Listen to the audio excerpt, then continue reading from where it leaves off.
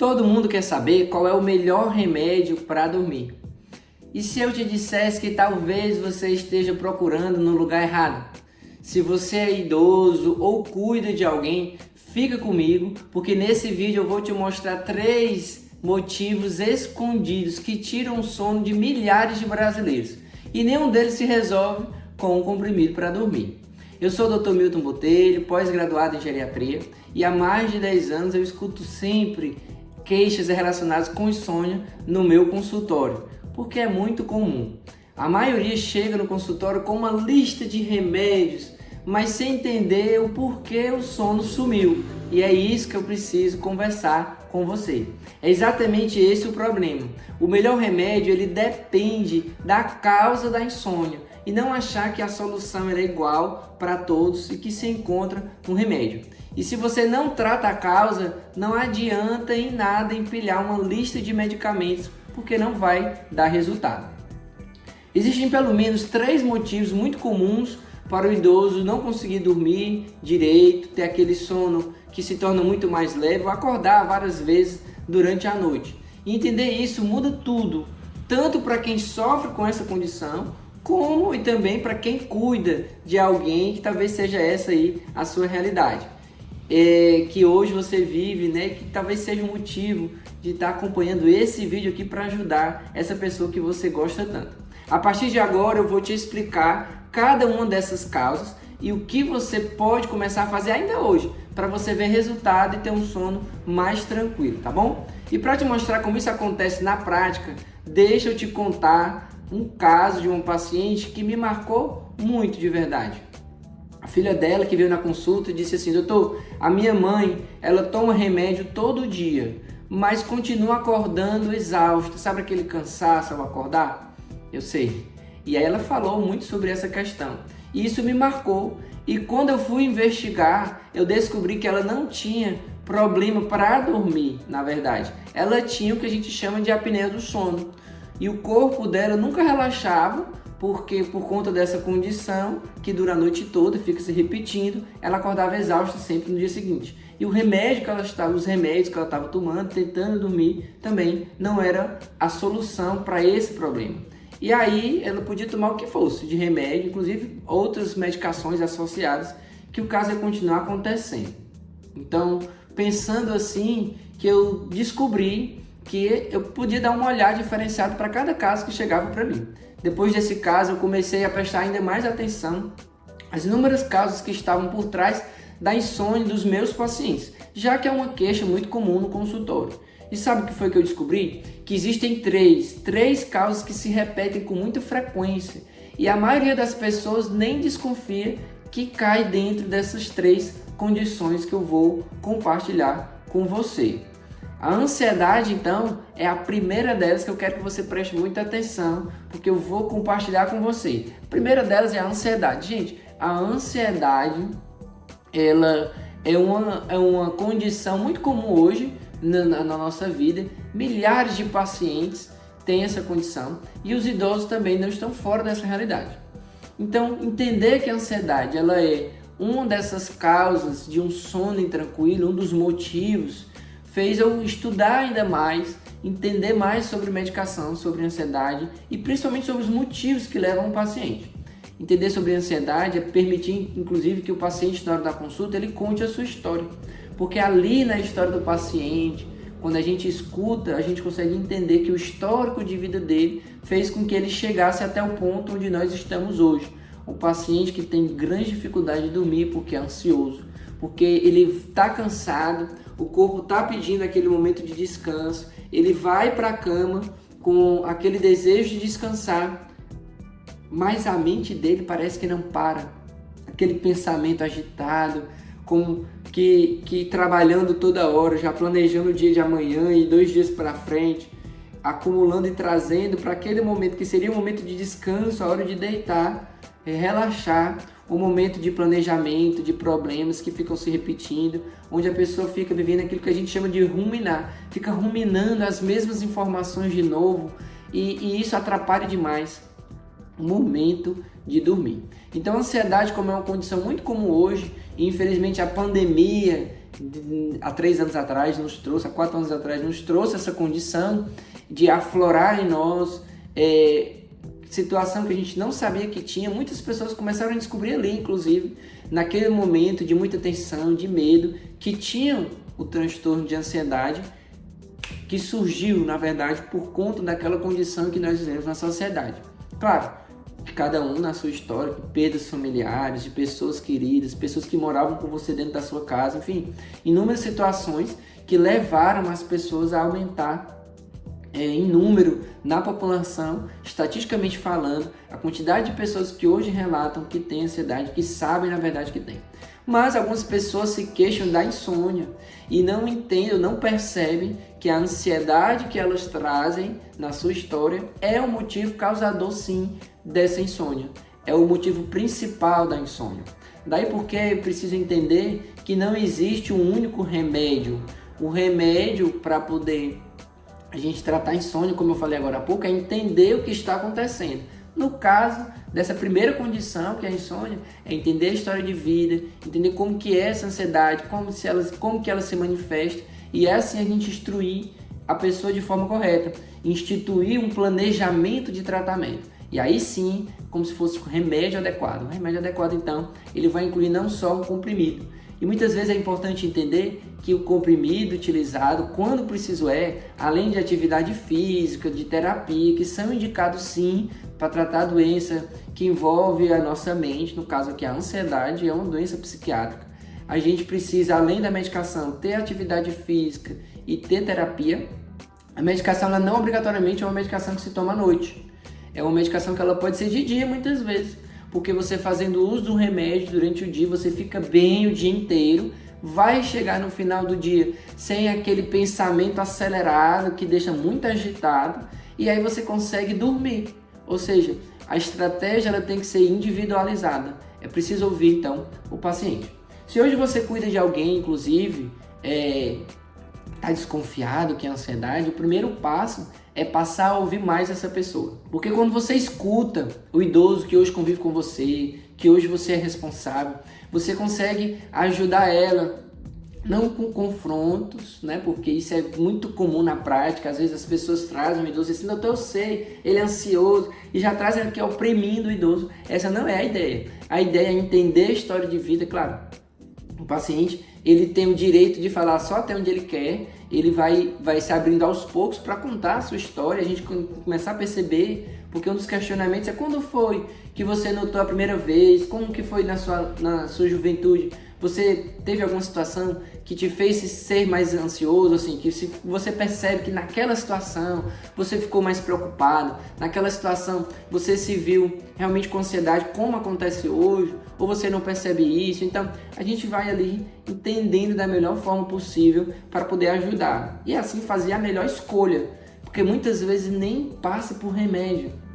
Um remédio que ele é antidepressivo, que serve para ansiedade, às vezes é a primeira escolha, mas às vezes não, às vezes é uma medicação que é fitoterápica, que também existe possibilidade de ser encontrada em alguns chás, e essa é uma questão muito bacana, porque aí não achar que tudo é um remédio controlado. O tarja preta, que ele é muito falado, o remédio tarja preta, ele sim é um ansiolítico, é uma medicação para ansiedade, mas que a gente só deve se utilizar dele quando realmente precisa. Na grande maioria dos casos, 90% dos casos, 95% quiçá, não vão precisar do uso de medicação tarja preta. Às vezes, quando precisa de uma medicação para ser incluída dentro desse plano de tratamento, com atividade física e a terapia, é uma medicação tarja vermelha. Ou seja, é uma medicação que não vai causar dependência, é uma medicação que tem menos efeitos colaterais, que vai gerar muito menos risco de queda no idoso, porque os remédios tarja preta são os campeões de queda nos idosos, assim como as medicações ditas drogas Z, que são as indutoras da primeira fase do sono, também podem levar à queda no idoso se não forem utilizadas da forma correta. Então, a ideia aqui não é falar de dose, não é falar sobre qual que é a melhor medicação, porque o que você precisa entender, na verdade, é qual é a condição que hoje você está vivendo. E a ansiedade talvez nem seja uma delas, porque eu vou ainda compartilhar mais duas, falando para você entender qual que é o melhor remédio. Inclusive, existe um vídeo no treinamento, a Tríade do Cuidado para Idosos, eu tenho um treinamento que eu criei, e lá eu descrevo com mais detalhes essa questão de como o estado emocional ele influencia na hora de dormir. Mas calma, que aqui ainda não é o momento para isso. Eu vou falar com mais detalhes já para você, e é só ficar até o final do vídeo que eu vou dar essa oportunidade para você conhecer melhor a tríade e acessar e melhorar o seu conhecimento a respeito disso. Inclusive nos detalhes, que lá no treinamento é possível você ver, porque lá é o ambiente ideal para isso, para você entender nos detalhes se não é o seu caso que precisa ser trabalhado nesse ponto. Então o primeiro deles, anota aí, é a ansiedade. A segunda condição que talvez esteja escondida, que afeta milhares de idosos, como eu acabei de comentar, é a alteração da digestão. Isso sim, dependendo de como que é a sua rotina alimentar, a rotina alimentar do idoso que hoje convive com você, às vezes à noite, dependendo da região do país, à noite o idoso ele quer comer como se ele estivesse almoçando uma refeição copiosa, ou seja, uma refeição com um prato cheio, um prato grande, sem compreender que fisiologicamente falando, ou seja, esperado naturalmente para quem tem mais de 60 anos, a digestão ela é mais demorada. Então, se eu faço uma refeição que ela é muito grande, com alimentos gordurosos, que demora muito mais para acontecer a digestão durante a noite, isso vai atrapalhar sim o meu sono. E às vezes é isso que está acontecendo aí com você, com o idoso que hoje você cuida, e aí está fazendo com que ele fique acordando na madrugada porque a digestão ela não está legal, e aí ele diz que tem insônia. Acorda cansado no outro dia, estressado, como aquele caso que me marcou, o paciente acordava exausto, acordava assim irritado no outro dia. Por quê? Porque tinha essa condição também na condição dele, que era isso que a gente foi lá estudando e vendo, que além da apneia do sono, que eu comentei, que eu vou já falar sobre ela, também tinha essa questão de alimentação que não estava muito adequada e uma coisa levava a outra no final do dia, na hora de dormir. O idoso ele não ficava legal na hora de dormir, por conta de digestão. A digestão, ela sim atrapalha a hora de dormir. O organismo, ele para fazer a digestão, ele precisa de circulação. Então imagina só que na hora da digestão, os vasos sanguíneos do intestino aqui, eles estão precisando de mais circulação. Então aumenta o fluxo para essa região, talvez até dê uma sonolência, sabe aquele sono depois que a gente almoça, quando almoça em grande quantidade, que dá aquela vontade de dar um cochilo? Talvez exista essa falsa impressão também à noite. Comeu bastante, nossa, logo vai chegar o meu sono. Só que ele não é um sono tranquilo, porque a digestão ela atrapalha os ciclos do sono, que precisa estar concentrado em oxigenação do cérebro, numa frequência cardíaca ela mais adequada, ou seja, todo um aparato para o organismo estar preparado para melhor dormir, para melhor viver aquela condição de renovação. O organismo ele tem que estar gastando energia, inclusive, em restaurar durante essas fases do sono, principalmente na fase mais profunda, o sistema imunológico. E deixa de fazer isso porque está gastando energia com digestão. Aí muitas vezes a pessoa vai dormir, aí acorda na madrugada assim, com aquela sensação de cheio, empachado, arrotando. Nossa, como eu estou cheio! E não percebe que é escolha alimentar. Então vale ressaltar que essa condição ela é muito comum hoje também na vida dos idosos. Principalmente, às vezes, aquele idoso que mora só, ou que são dois idosos, um idoso cuidando do outro, que essa realidade também é muito comum.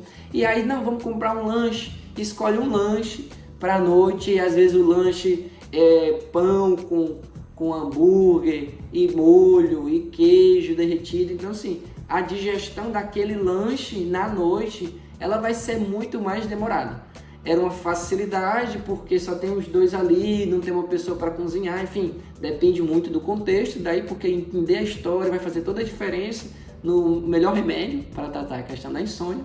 E aí aqui, nesse contexto que é muito comum, dois idosos morando sozinhos, não, vamos um lanche que vai ser mais fácil, eu não vou fazer janta. Então, essa digestão ela fica atrapalhando sim a condição de um sono que seria com mais qualidade. Se fosse uma refeição mais leve, sabe, uma refeição com digestão que ela fosse mais rápida. Então, uma proteína que não fosse a carne, mas a proteína que possa ser o ovo, então um omelete, uma refeição grande, menor quantidade de proteína, uma sopa onde tem legumes de mais fácil digestão. Tem a proteína do ovo, do frango, mas sem ser a carne, ou a carne vermelha principalmente, aqui quando eu dei o exemplo do hambúrguer, que realmente deixam a digestão muito mais demorada, tá? Então, alteração da digestão é uma condição que realmente é muito complicada, porque as pessoas não percebem que é isso. E essa é uma das causas, sim, que estão escondidas aí talvez na rotina que você tem. E aí às vezes é isso, umas 3 vezes na semana eu não durmo bem. E se você parar para pensar justamente naqueles 3 dias da semana que a refeição da noite ela é maior, uma refeição mais gordurosa, mais pesada, vamos assim falar, para ficar mais compreendido, ou seja, mais difícil de fazer a digestão, tá bom? Mas aí eu deixo aqui então uma orientação para você, esse vídeo que eu deixo aqui, que é o que atrapalha o sono do idoso toda noite. Lá eu também compartilho sobre a digestão e sobre outras condições que também atrapalham o sono do idoso, vale muito a pena conferir. Além de deixar aqui no card, eu coloco na descrição desse vídeo, então no final desse vídeo você pode clicar lá e acompanhar esse vídeo que eu trago outras condições, talvez seja a realidade que você vive hoje, que esteja atrapalhando e você não percebe que é isso que está tirando a qualidade do seu sono.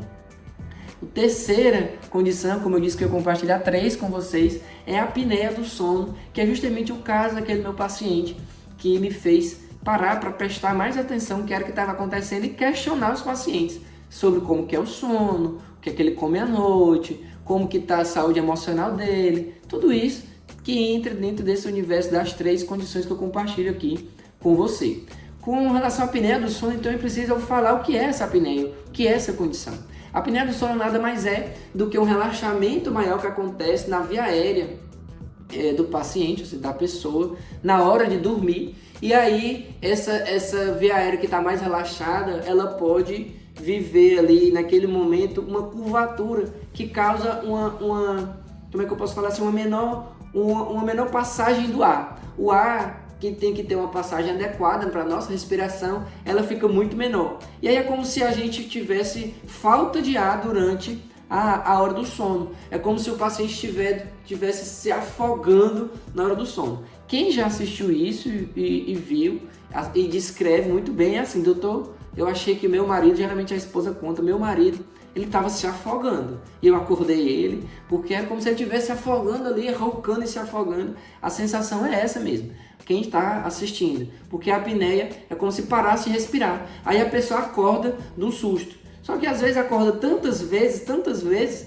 que ele não percebe que é a apneia do sono. Daí porque muda de posição, aí dorme em outra posição, vira para o outro lado, mas ele fica acordando constantemente a cada 5, 10, 15 minutos. Então é um sono que ele não aprofunda, então ele não tem aquele momento do sono mais profundo, que é o que gera a reparação para o dia seguinte, que é o que recarrega essas energias para a gente ter uma qualidade de vida maior, considerando que embora sejam 6, 7 horas de sono, mas são horas reparadoras. Então são 6, 7 horas de sono que a pessoa acha que dormiu e na verdade é muito menos se a gente tivesse a oportunidade de contar. Daí porque que a gente suspeita que tem a apneia do sono, para poder a gente tratar melhor e tratar melhor essa condição, muitas vezes o paciente vem achando que tem sono. E essa condição é fazer um exame chamado polissonografia. Então procurar um especialista do sono, porque aí ele vai sim a pessoa vai viver esse exame numa clínica, vai dormir lá, vai fazer um exame onde é monitorado.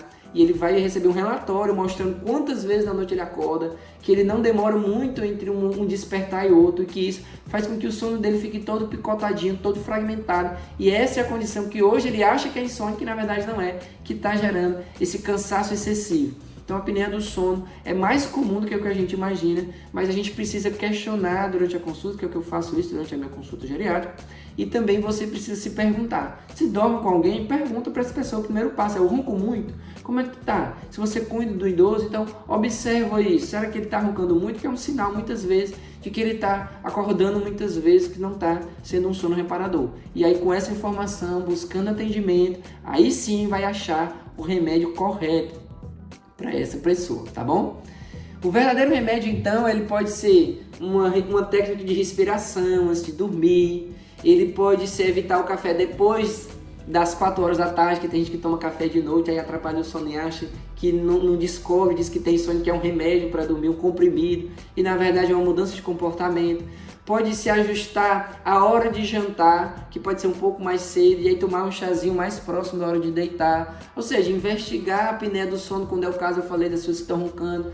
Ou seja, são inúmeras situações que precisam ser revistas. Às vezes o melhor remédio não é um comprimido, na verdade, mas é entender a sua história para assim você dar o próximo passo e descobrindo o que é que está acontecendo, viver de forma mais simples, a solução para o seu caso, daí porque é individualizado, tá bom?